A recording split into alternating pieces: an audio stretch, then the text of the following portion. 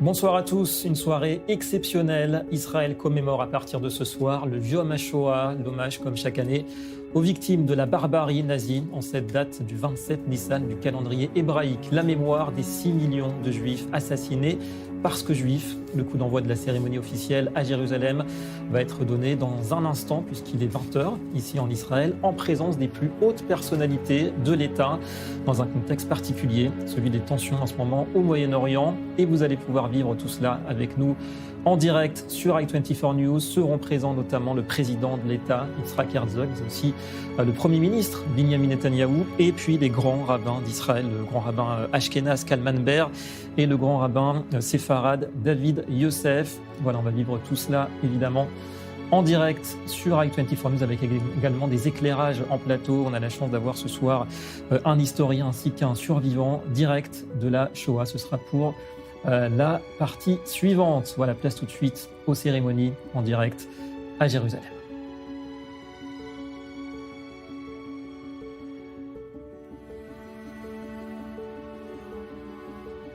L'inauguration du jour de commémoration de la Shoah et de l'héroïsme vous est transmise de l'esplanade du ghetto de Varsovie à Yad Vashem dans l'absence d'auditoire. En cette consécration du jour de commémoration de la Shoah et de l'héroïsme, le drapeau national sera mis en berne. La garde d'honneur, présentez armes.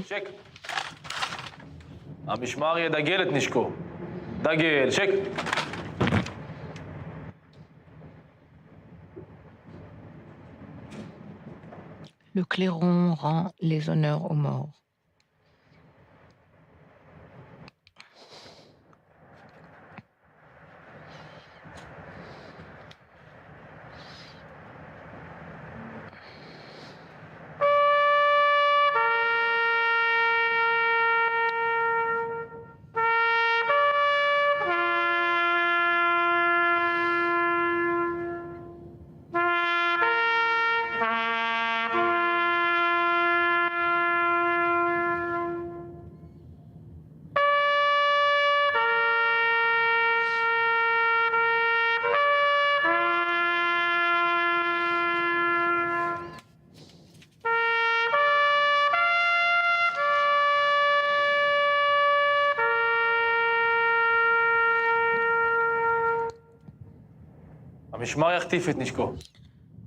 Et la garde d'honneur épaule les armes.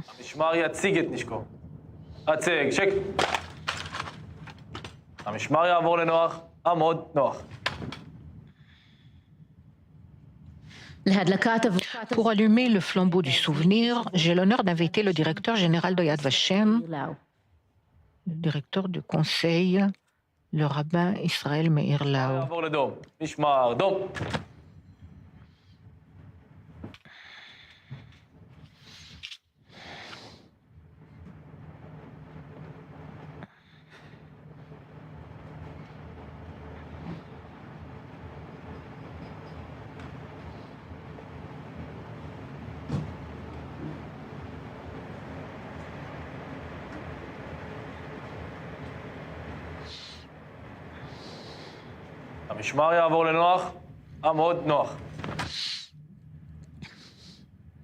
Et la garde d'honneur au repos. À l'ouverture de cette cérémonie, nous désirons exprimer une prière pour la sécurité de nos soldats combattant sur nos frontières et pour la guérison rapide et complète des blessés de la guerre.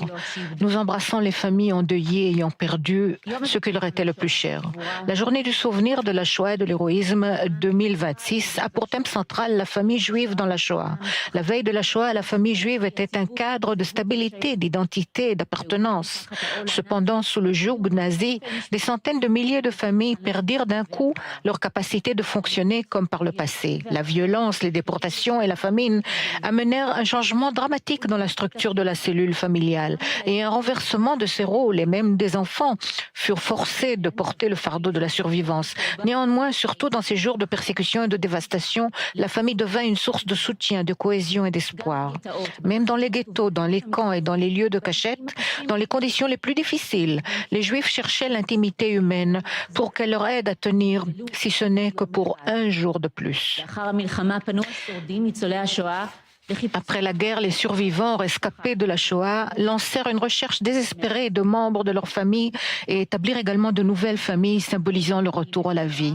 Malgré l'atteinte ultime portée à la famille juive dans la Shoah, la reprise du lien humain et familial fut le facteur principal dans la restauration des rescapés et dans le renouveau du peuple juif tout entier.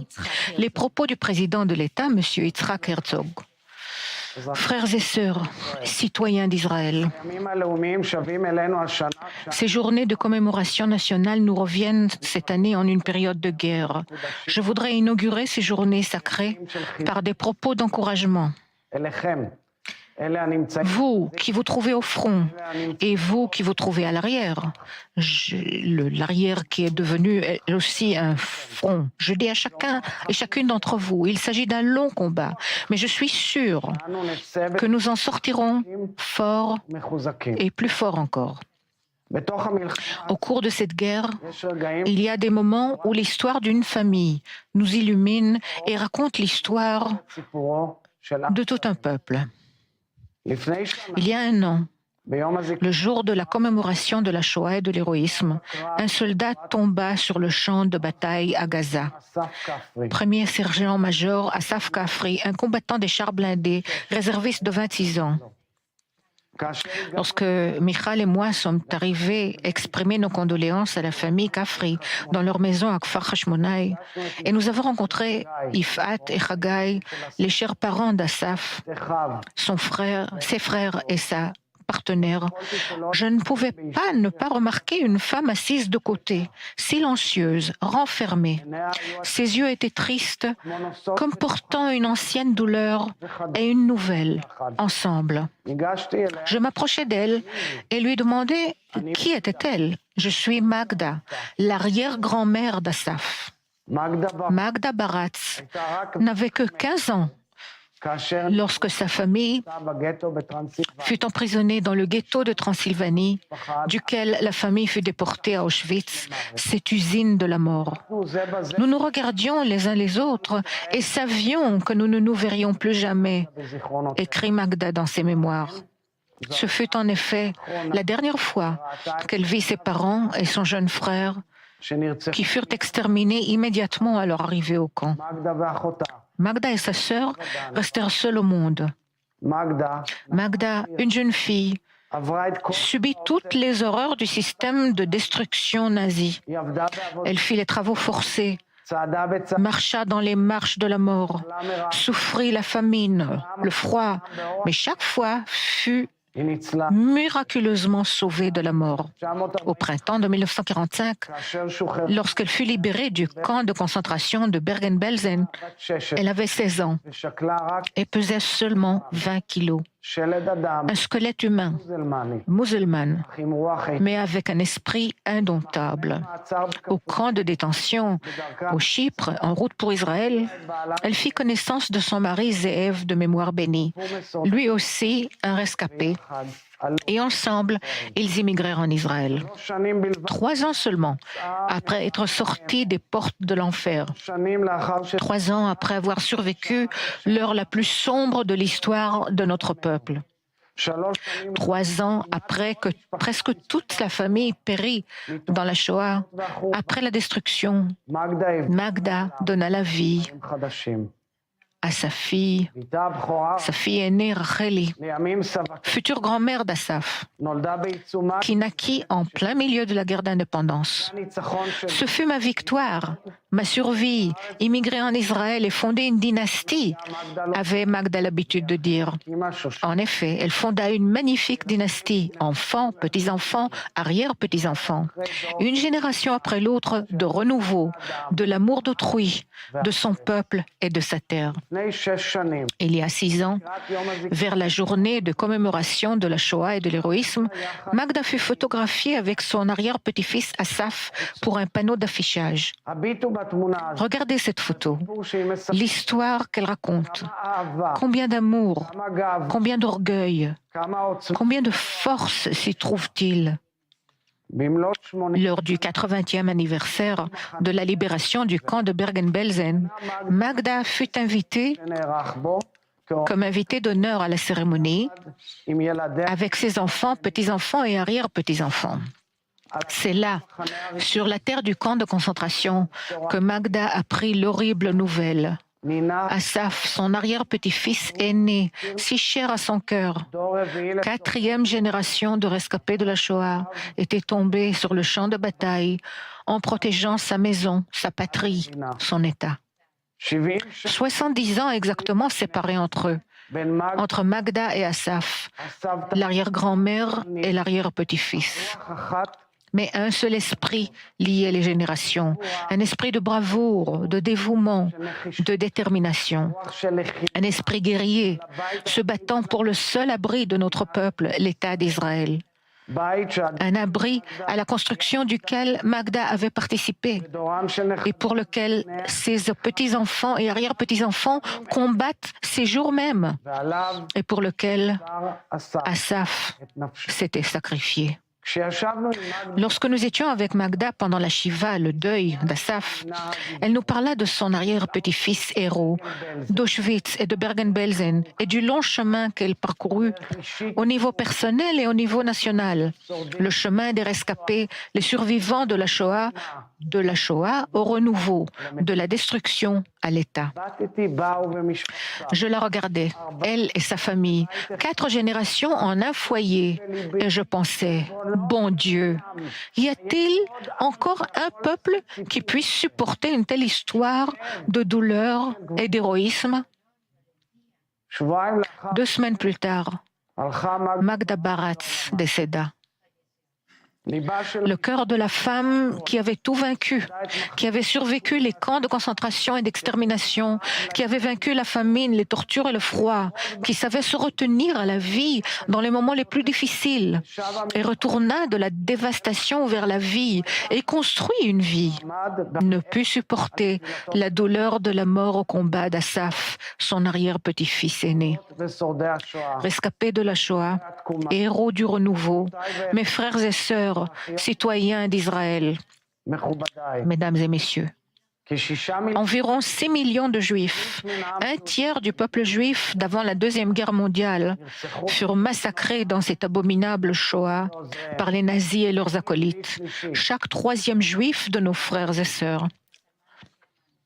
De la Pologne jusqu'aux Pays-Bas, de l'Allemagne jusqu'à la Libye, de la Grèce jusqu'à la France, les Juifs furent persécutés, torturés, assassinés cruellement. Partout les Juifs étaient victimes, tous les Juifs étaient victimes. Les nazis et leurs acolytes ne distinguèrent pas du tout entre mode de vie, perception du monde, positions diverses dans notre peuple. Pour eux, nous étions un peuple unique, tous destinés à la destruction totale. Il existe des nations établies sur une base territoriale. Il existe des peuples établis sur la base d'une langue commune. Le peuple juif a à la fois une terre et une langue commune. Mais avant tout, nous avons la famille. Il s'agit d'un lien immuable qui ne peut jamais être coupé. Depuis nos ancêtres qui avaient parcouru la terre d'Israël et de par toute communauté en diaspora, jusqu'à nos jours, nous sommes une grande famille, liée par l'histoire, par des profondes racines, par notre destinée, par notre spécificité, par notre destin commun. Une famille dont vous, les allumeurs des flambeaux de la mémoire, reflétez la force, la continuité et l'éternité. Notre peuple, qui a vécu la Shoah, ce plus sombre et laid chapitre de l'histoire humaine, choisit non seulement de survivre, mais de croître, de créer, de construire ici, sur cette terre, notre foyer national, sur des bases d'espoir, de foi et d'amour réciproque. Un foyer qui est un miracle, une merveille. Un foyer construit avec un travail acharné et de larmes, acheté à un prix si lourd. Un foyer qui s'appuie aussi aujourd'hui sur ce même esprit de famille et sur la conscience si claire et qui, à quiconque vit ici, de tous les groupes croyances et perceptions du monde, que nous n'avons pas d'autre foyer et que nous sommes là pour y rester à l'éternité. Ce foyer que nous avons construit, il y en a ceux qui demandent à le détruire encore aujourd'hui. Depuis 2 ans et demi, déjà, l'État d'Israël est en guerre, depuis ce jour horrible du massacre du 7 octobre. Partout où je vais, je vois la société israélienne et l'esprit qui l'anime à travers le pays, dans les abris, dans les zones de dévastation, dans les hôpitaux, dans les centres de bénévolat. Je vois la responsabilité, le courage, le dévouement et la garantie mutuelle. C'est l'esprit qui nous anime lorsque nous combattons ensemble pour notre unique foyer national, pour notre État bien-aimé. C'est l'esprit d'un peuple qui choisit la vie, qui se lève, qui rugit et est victorieux comme un lion. Et en même temps, partout, en cette heure pénible, j'entends aussi le profond souhait toujours répété, de nous souvenir que nous sommes tous partenaires dans ce foyer, que nous nous appartenons les uns aux autres, que nous sommes une famille. L'histoire nous enseigne chaque fois à nouveau le prix lourd des dissensions et des schismes. Et par contre, la puissance de la garantie mutuelle et de la fraternité, de se souvenir de toutes nos vicissitudes. Nous devons nous dire, dans une famille, on peut discuter, jamais se déchirer. Nous devons nous dire, particulièrement aujourd'hui, que nous ne nous sommes pas levés du feu des fours crématoires pour périr dans le feu d'une dispute. Citoyens et citoyennes d'Israël, nous vivons des jours historiques. Au cours des dernières semaines, Israël se bat contre le régime iranien avec force, dans une étroite collaboration avec l'armée américaine et d'autres armées dans la région. Et même en ce moment, nos forces sont déployées au Liban, à Gaza, en Judée et Samarie et d'autres lieux proches et lointains. Malheureusement, le prix en est lourd, y compris les derniers jours.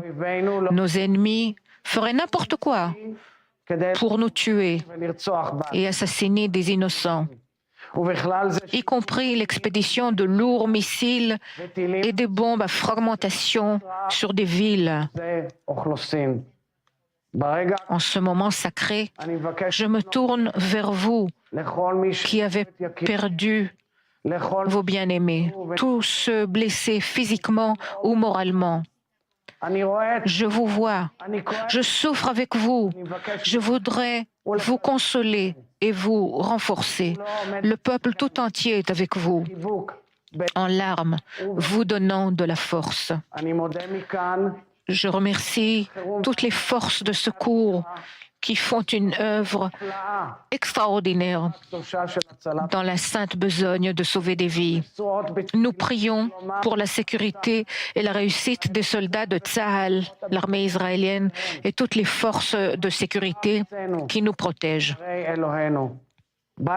N'oublions pas, 80 ans après la Shoah, que les pyjamas rayés des prisonniers ont été remplacés par l'uniforme de Tsahal, porté aussi par vos petits-enfants et arrière-petits-enfants, les rescapés de la Shoah. C'est un énorme privilège pour eux de poursuivre votre chemin et de garantir avec leurs compagnons la réussite et la sécurité d'Israël.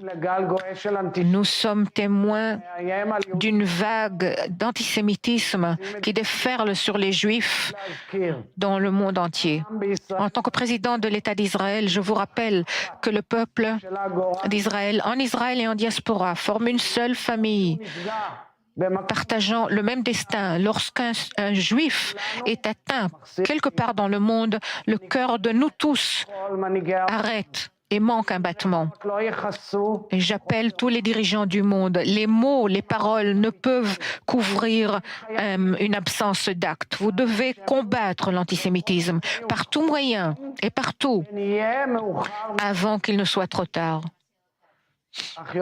Mes frères et sœurs, Je rencontre les rescapés de la Shoah chaque année et pendant l'année et entretiens avec eux des conversations émouvantes avec eux et leurs familles. Je leur dis toujours, vous êtes une source d'inspiration pour le peuple d'Israël et pour le monde tout entier, un symbole de l'esprit humain puissant, de sa capacité de vaincre même la plus profonde obscurité.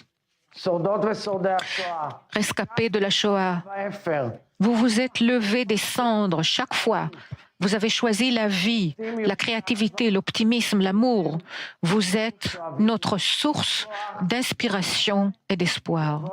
Le jour viendra où il ne reste plus sur cette planète même un seul survivant de la Shoah, toujours vivant. Une chose doit être claire.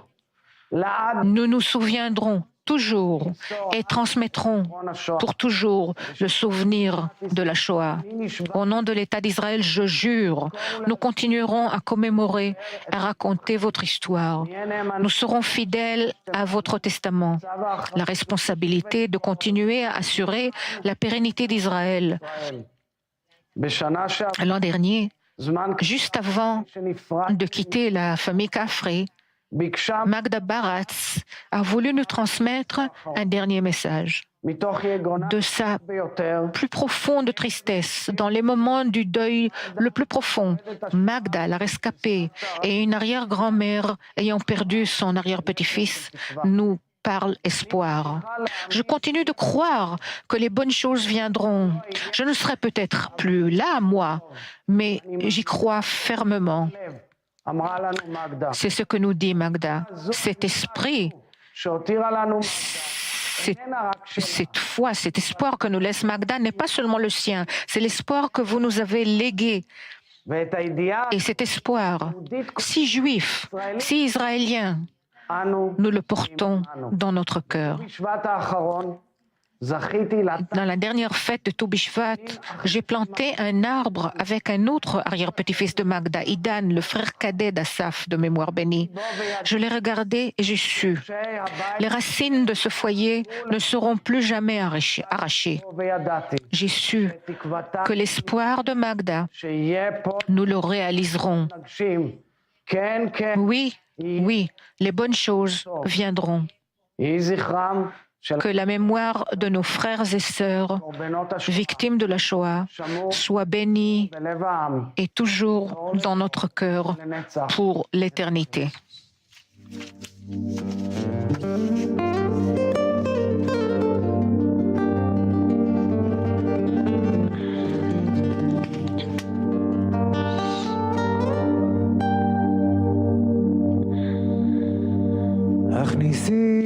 Et le chanteur Harel Scott chante la chanson « Cache-moi sous ton aile ».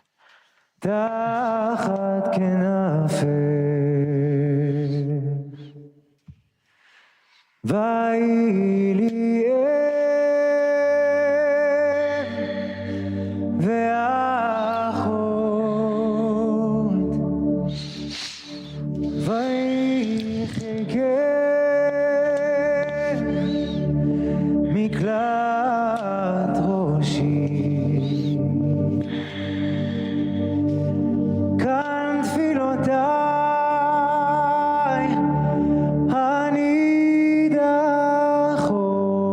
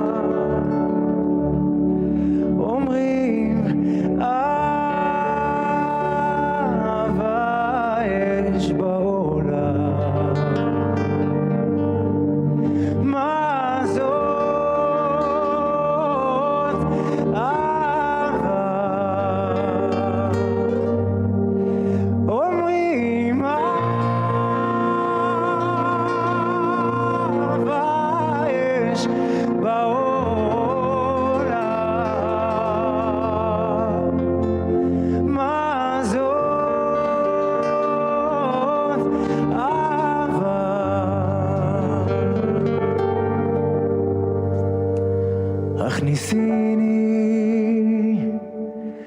תחת כנפך ויהי לי אם ואחות ויהי חיקך מקלט ראשי כאן תפילותיי הנידחות.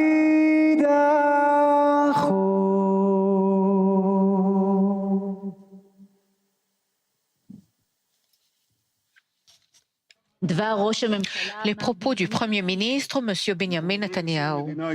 Mesdames et Messieurs, le président de l'État Yitzhak Herzog, mes frères et sœurs citoyens d'Israël et aujourd'hui, avant tous, les rescapés de la Shoah, géants de l'esprit, nous vous embrassons tous avec amour.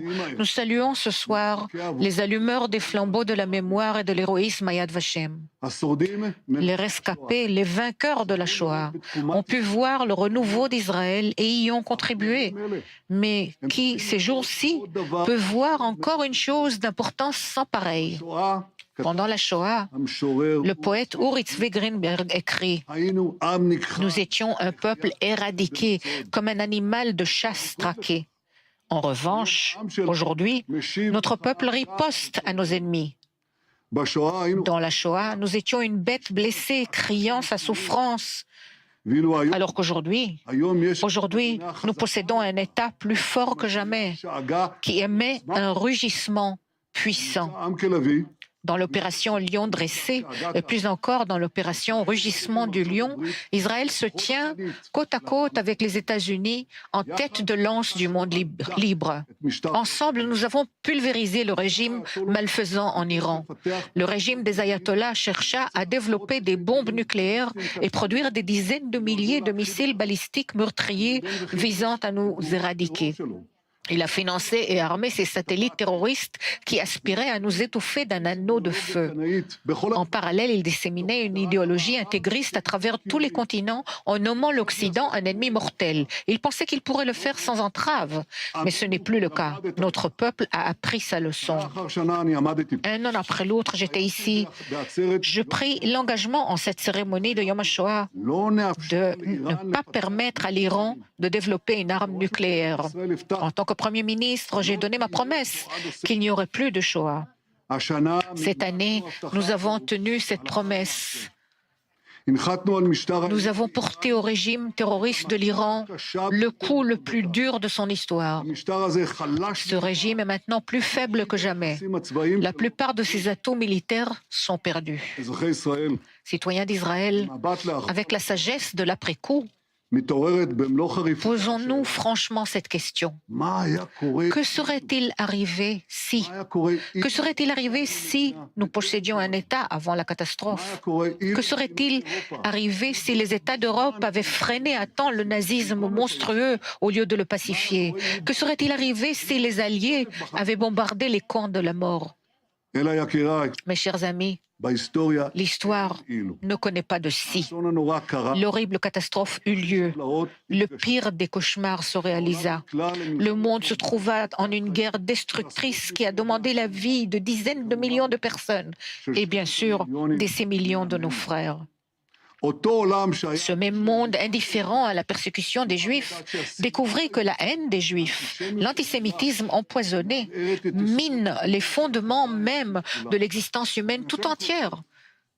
Nous agissons donc pour que les générations à venir ne se demandent pas eux aussi, avec un sentiment de ratage, que serait-il arrivé si. Les réponses sont données ici et maintenant. Depuis 2 ans et demi, nous pulvérisons systématiquement l'axe malfaisante iranienne, à Rafah, à Philadelphie, à Gaza, dans l'opération des Bipères, dans l'élimination des archi-assassins d'Efs et Noirs, Nasrallah et d'autres, au Liban, en Syrie, en Judée, Samarie, au Yémen, et bien sûr dans les opérations Lion dressé et Rugissement du lion. Entre ces 2 opérations retentissantes, j'ai visité les États-Unis à plusieurs reprises, ainsi que notre grand ami, le président Trump. Lors d'une de ces visites, nous avons rencontré, mon épouse et moi, un rescapé de la Shoah, Jack Wexel, qui a 101 ans. Jack, né en Pologne, a survécu comme jeune garçon l'enfer nazi dans les camps et les forêts. Ses parents et autres membres de sa famille périrent tous. Lors de notre rencontre à la synagogue de Miami, Floride, Jacques s'est dressé portant sur sa jaquette une broche avec l'étoile jaune. Tous les participants se sont levés et l'ont applaudi. J'ai dit à Jack et aux autres membres de la communauté qu'à la suite de la Shoah, nous avions promis jamais plus et que nous tenons cette promesse. Nous avons changé le cours de l'histoire. L'État d'Israël indépendant, l'armée d'Israël, les agences de sécurité d'Israël, tout cela reflète notre nouveau contrôle de notre destinée après des siècles d'énormes faiblesses. J'ajoutais que l'avènement de l'État n'avait pas mis fin aux attaques contre nous, ni à l'antisémitisme qui remonte de partout. Mais à l'encontre du passé, quiconque cherche à nous détruire aujourd'hui invite une destruction de soi de dimension inimaginable. En effet, nous avons détruit de larges parties de l'industrie de la mort que le régime iranien avait développée pendant des dizaines d'années. Des entreprises nucléaires, des missiles, des drones, la marine, la force aérienne et des systèmes d'armes d'une envergure inouïe. Si nous n'avions pas agi, les noms de Natanz, Fordo, Ispahan et Parchin auraient pu être commémorés, tout comme les noms d'Auschwitz, Treblinka, Maïdanek et Sobibor. Mais nous avons agi. Et comment agir? Avec un partenariat historique et sans précédent avec le président Trump et les États-Unis. En ce jour de commémoration de la Shoah, souvenons-nous que l'État d'Israël se trouve au sommet de sa puissance depuis toujours. Qui aurait pensé, il y a 80 ans, que les audacieux pilotes de notre armée de l'air et ceux des forces américaines protégeraient aile à aile le Moyen-Orient, Israël et bien sûr les États-Unis? Et encore une chose, nous protégeons l'Europe. L'Europe qui a oublié tant de choses depuis la Shoah. Elle a beaucoup à apprendre de nous, surtout la chose principale, à savoir la distinction entre le bien et le mal, qui commande au moment de vérité de s'engager dans une guerre pour le bien, pour la vie. L'Europe, qui avait juré après la Deuxième Guerre mondiale de protéger le bien, est aujourd'hui atteinte d'une profonde faiblesse morale. L'Europe perd contrôle de son identité, de ses valeurs, de son engagement à sauvegarder la civilisation du barbarisme. Mais cet engagement éternel, Israël ne l'oublie pas. Ensemble avec les États-Unis et d'autres États, des États avec lesquels nous tissons des alliances dont on parlera encore. Nous nous protégeons, mais en fait, nous protégeons le monde entier. Chers rescapés de la Shoah, citoyens d'Israël, aucun autre peuple n'aurait réussi à faire ce que nous avons fait. Effectuer une révolution immense de la Shoah vers le renouveau, un renouveau riche en réussite qui stupéfie la famille des nations. L'État d'Israël florissant continuera d'être un phare de liberté, de progrès et de prospérité. Les combattants israéliens qui montent vaillants la garde de notre patrie continueront à susciter l'inspiration comme dans le verset des Chroniques. Vaillant héros, homme de guerre, maniant le bouclier et la lance, ayant une apparence de lion. En peuple de lion, nous continuerons avec l'aide de Dieu de rugir le rugissement éternel. Le peuple d'Israël vit. Et la chanteuse Ronnie Delhomme va chanter la chanson « Viens, maman ».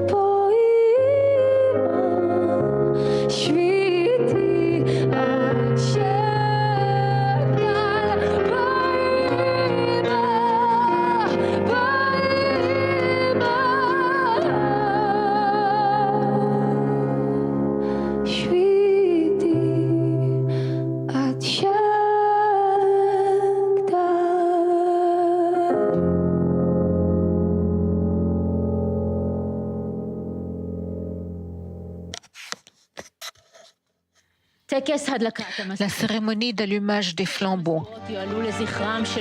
6 flambeaux seront allumés à la mémoire des 6 millions, nos frères et sœurs exterminés par les Allemands nazis et leurs acolytes, et en l'honneur des survivants, les rescapés de la Shoah, qui ont refait leur vie, ont participé à la construction et à la consolidation de l'État d'Israël et sont devenus partenaires principaux de la préservation du souvenir de la Shoah et sa transmission aux générations futures. Les allumeurs de flambeaux seront accompagnés par les membres de leur famille. Le premier flambeau sera allumé par Saadia Bahat d'Alytus en Lituanie.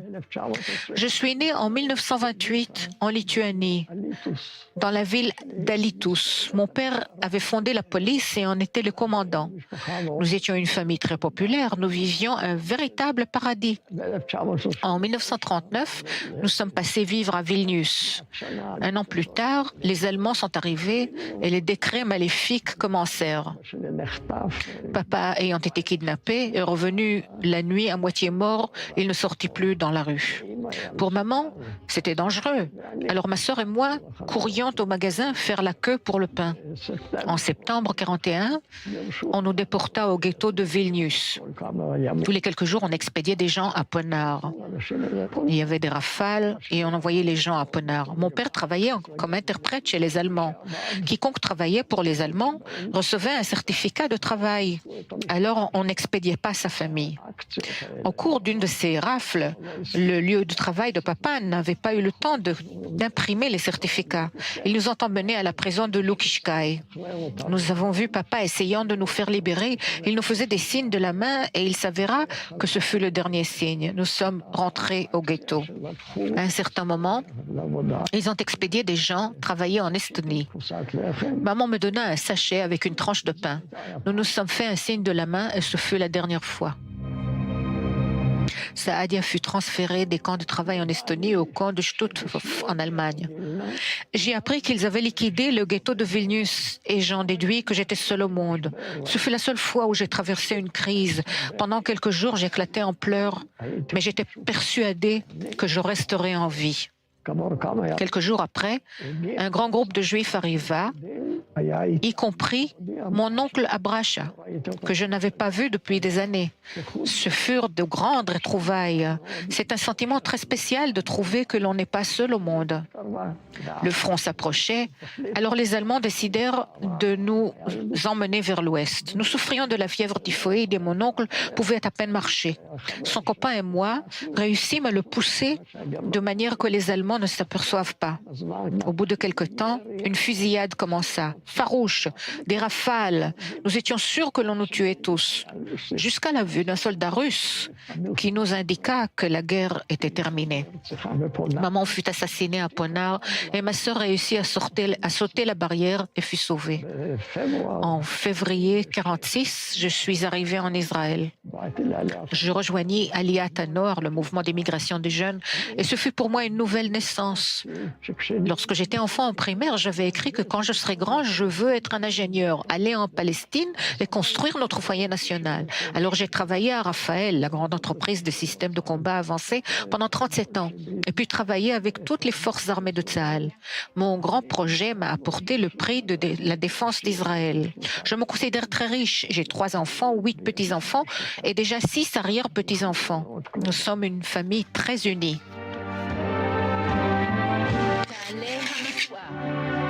Que le flambeau soit allumé.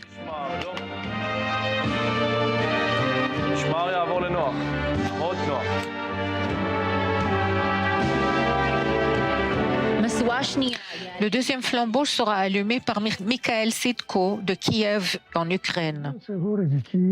Je suis né à Kiev en 1936.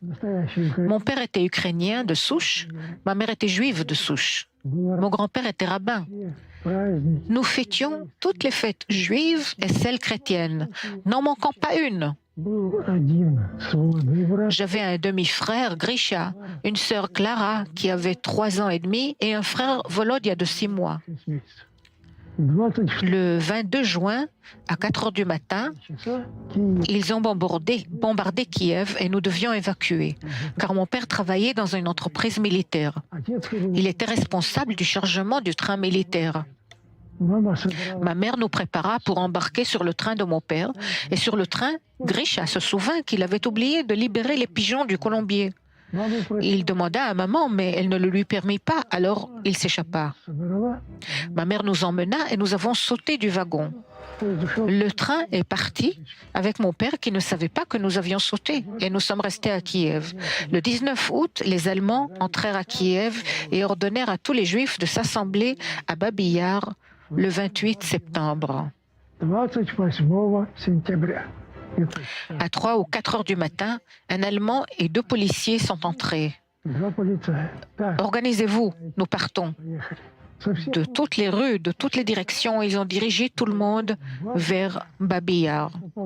Ma mère et les petits furent placés dans la rangée des femmes. Grisha et moi sommes restés dans un groupe de jeunes garçons qui avaient été sélectionnés. Je me souviens de tout ce qui est arrivé à Babi Yar à ma famille. Dans le moindre détail, je me souviens comment ils ont assassiné les enfants. Je me souviens comment ils ont assassiné maman.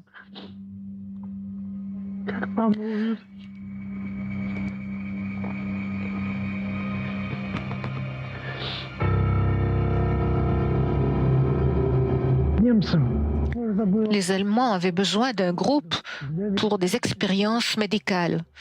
Nous qui avions été sélectionnés sommes arrivés à cette maison. Grisha a réussi à s'en échapper. Et ils ont réalisé des expériences médicales sur nous, les enfants.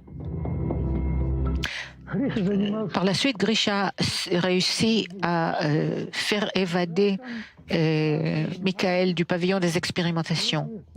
Grisha s'est complètement dévoué pour moi. Il fut tout pour moi, mon frère, mon père, ma mère, tout. Nous nous sommes échappés à Kiev, à notre ancien appartement. Nous vivions à la cave. Il faisait froid et nous y avions trouvé un four à charbon. Au 4e étage habitait l'institutrice Sofia Kondratievna et sa fille Galina. Elles sont descendues chercher la source de la fumée et sont arrivées dans notre appartement qui était réchauffé. Chaque fois que des policiers venaient faire des fouilles, Galina disait à tous, en risquant sa vie, que nous étions ses frères. Et Sofia Kondratievna disait qu'elle était notre mère. Nous ne savions pas que notre père était en vie, et lui ne savait pas non plus que nous étions en vie. Vers la fin de 1944, il revint. Après la libération, Michael compléta ses études, s'enrôla dans l'armée soviétique et travailla comme un ingénieur en chimie. Nous avons immigré en Israël en 2000. J'ai 2 enfants, 4 petits-enfants et 6 arrière-petits-enfants. Galina et Sofia Kondratievna sont aussi ma famille. Que le flambeau soit allumé.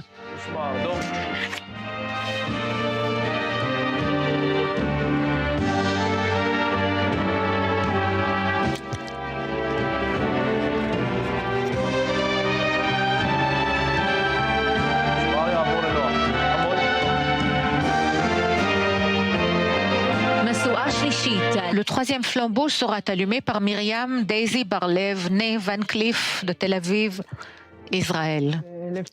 Je suis née en 1936 à l'hôpital Assuta à Tel Aviv. Mon père vient des Pays-Bas, ma mère de l'Allemagne. Lorsque les événements avec les Arabes ont commencé ici, ils ont décidé de retourner aux Pays-Bas. Nous y avions une bonne vie les 6 premières années avant la guerre.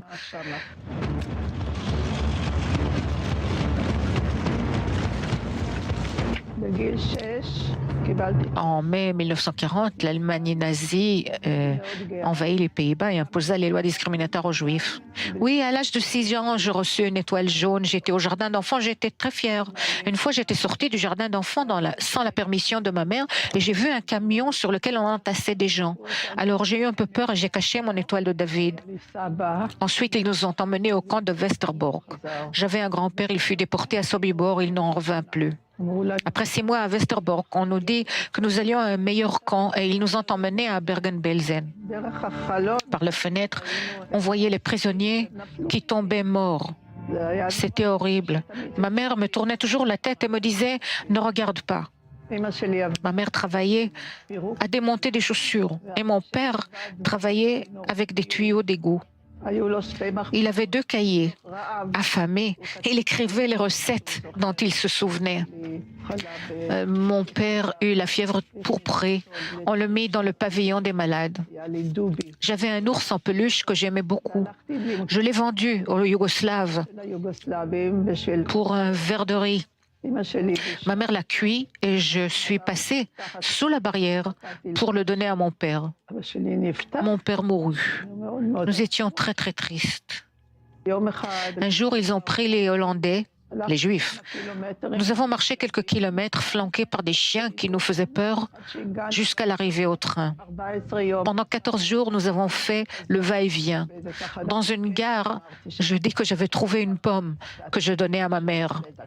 Mais ce ne fut que la pelure d'une pomme, seulement pour donner le goût. Enfin, un jour, les Russes nous ont sauvés. Nous sommes retournés à Amsterdam et ils nous ont placés dans une maison d'immigrants. Je me souviens qu'à la fête de Purim, je me suis déguisée en l'État d'Israël avec les drapeaux. Maman s'est remariée avec un homme extraordinaire. Il avait lui aussi perdu sa femme et sa fille dans la Shoah. Il m'adopta. Il fut tellement bon envers moi. Et d'un coup, j'ai eu une sœur, ma cadette de 15 ans. J'étais tellement heureuse, vraiment. Et elle est une sœur fantastique. J'ai travaillé toute ma vie en tant qu'infirmière jusqu'à ma retraite. J'ai établi une famille, j'ai 3 fils, 7 petits-enfants, j'ai des neveux, j'ai une grande famille. Et la famille me remplit de joie et me rend heureuse. Que le flambeau soit allumé.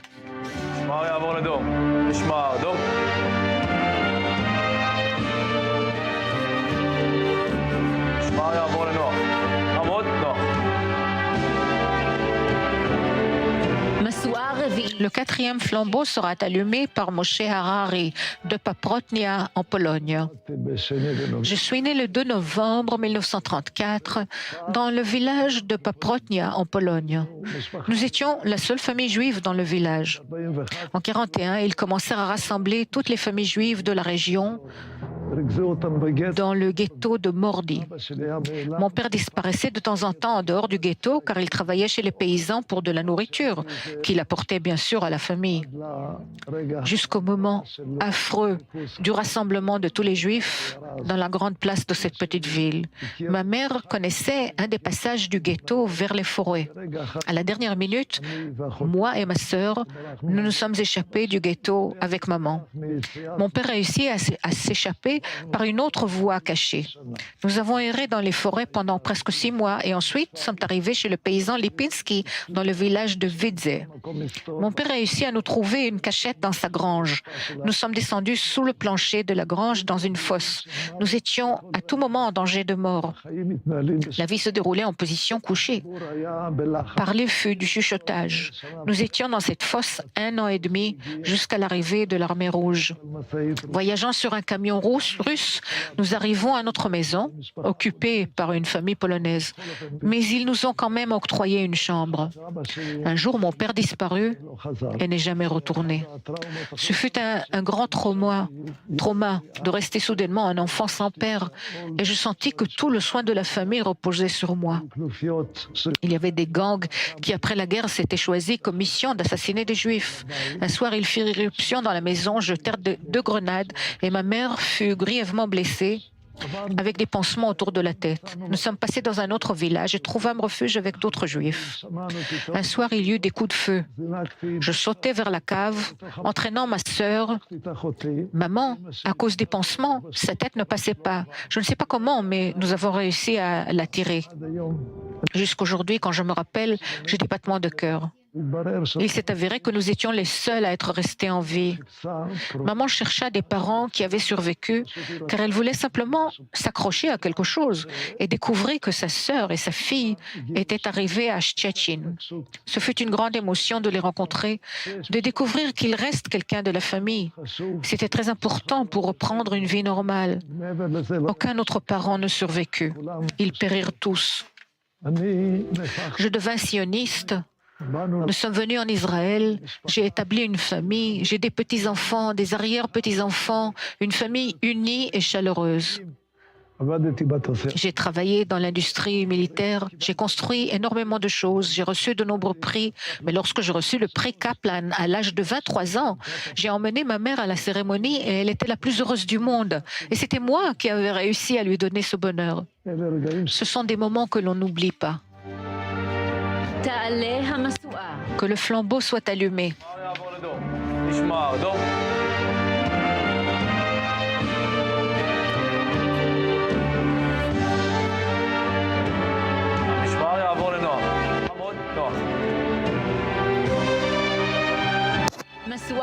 Le 5e flambeau sera allumé par Ilana Falach, née Saadon de Benghazi en Libye. Je suis née à Benghazi en 1937. Nous étions 5 enfants, 4 filles et un garçon. Nous étions traditionnels, c'était une large famille et nous étions très liés les uns aux autres jusqu'à la guerre.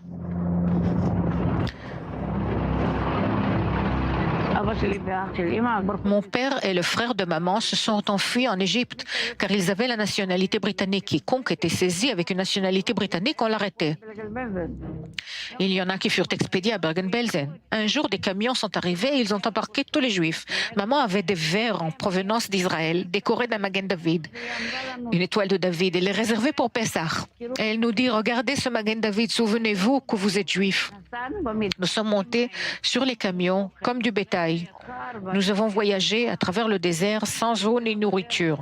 La nuit, il faisait froid. Le jour, il faisait chaud. Ma sœur Yolande mourut en route. Je sais que ma mère a porté cette douleur profonde toute sa vie. Nous sommes arrivés à Djado, un ancien camp militaire abandonné. Horreur, des poux si grands. Nombreux furent ceux qui eurent la fièvre typhoïde. Ma sœur Allègre a mouru de la fièvre. Énorme tristesse, pleurs.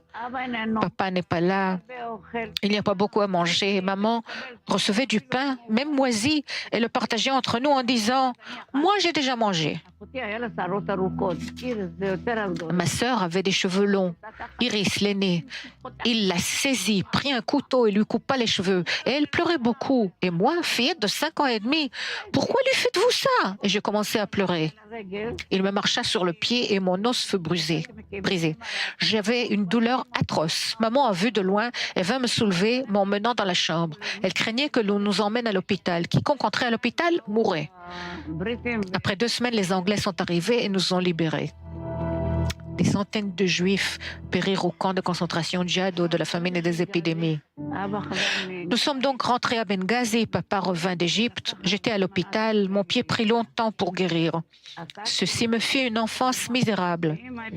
Maman était assise près de moi au cours des premiers 6 mois. Je ne le lui oublierai jamais. Je l'aimais beaucoup. Il y eut quelques pogroms.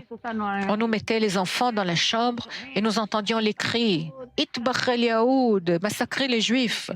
Après un nombre de ces cas, nous sommes partis à Tripoli. En 1948, nous étions à Tripoli lorsque l'État d'Israël fut déclaré. Ce fut une joie énorme.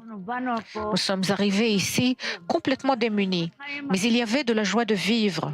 Merci au bon Dieu pour m'avoir donné la sagesse de voir le verre demi-plein. J'ai presque 90 ans. J'ai établi une famille large et merveilleuse. J'ai des petits-enfants extraordinaires. Chaque fois que nous sommes ensemble, je dis « protégez l'État », car les gens ne savent pas ce que c'est quand nous n'avions pas d'État. Que le flambeau soit allumé.